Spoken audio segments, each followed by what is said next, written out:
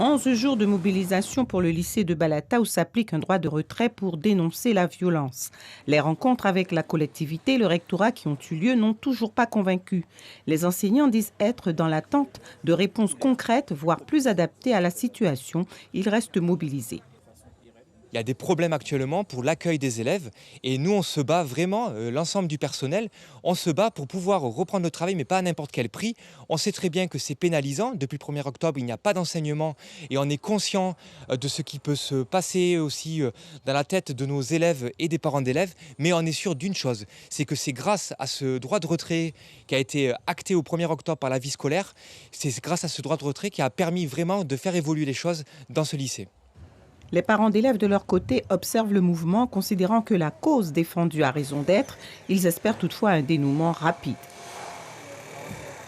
Les parents d'élèves du lycée Balata commencent à s'impatienter sérieusement, puisqu'il y a un peu plus de 1100 élèves qui sont sans cours depuis pratiquement 2 semaines.